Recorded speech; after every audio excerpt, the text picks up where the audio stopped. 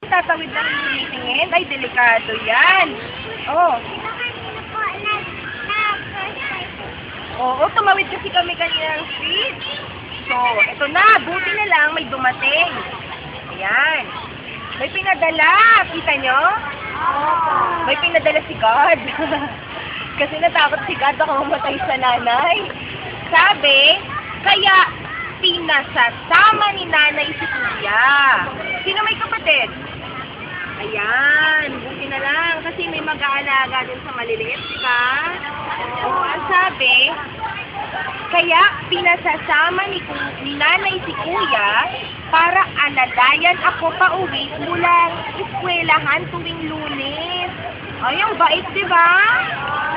Sinong may kuya?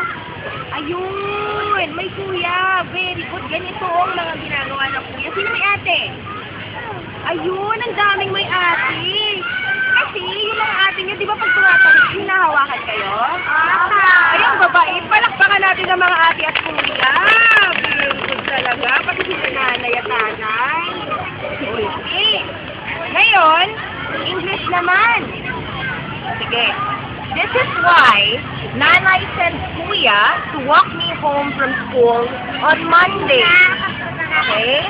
You got that? Alright, next. Let's go to the next page. O, sige. Naku, malaki siya. Ano nakikita nyo? What do you see? What do you see? Ano nakikita nyo? Malaki! Sige, sigaw nyo. Malaki! Ay, ang laki ng isda. Isda ba yun? Ano nakikita mo, anak? Oh, may dolphin daw. Ikaw, ano nakikita mo kaya? Ano pa? Yung nandun sa dagat. Parang sa Manila Bay. May barko. Kita nyo? Ay, pa sa Manila Bay. Ano na naman na nakita mo, anak? Ay, sabi niya Tagalog muna, ha? Ito. Kapag naglalakad ako pa uwi mulang eskwelahan tuwing Martes, naku Martes na, kinabukasan na, diba? O sige, ang nakikita naman daw niya, kapag naglalakad ako pa uwi mulang eskwelahan tuwing Martes, nakikita ako ng tulay at batis. Alam niyo yung tulay at batis? Ayan.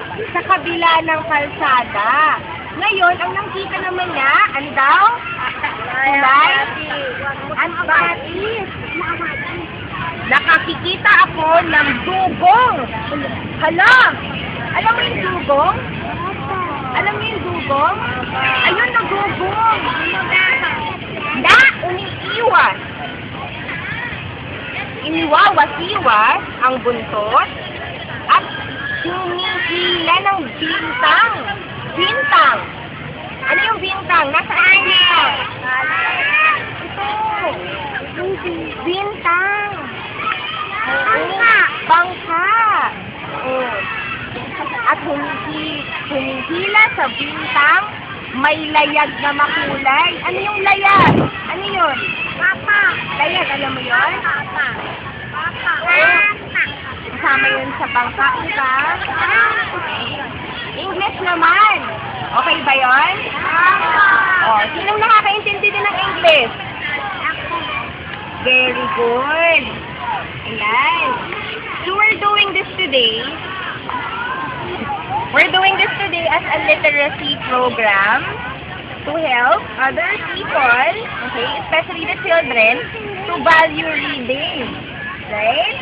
How important is reading? Importante ba magbasa? Yan. Kasi, even if you read in Tagalog and in English, diba, we learn. So I'm gonna read it in English now. When I walk home from school on Tuesday, I see a bridge and a stream across the street. I see a dugong flipping its tail, pulling a vinta with a colorful tail. Ayan, gumaganda na ang palabas. Ang ating storya. O, sige. Nakita mo? O, yun daw ang nakikita niya tuwing Tuesday. Yan, may nakikita daw siyang dugong. Napaka-colorful na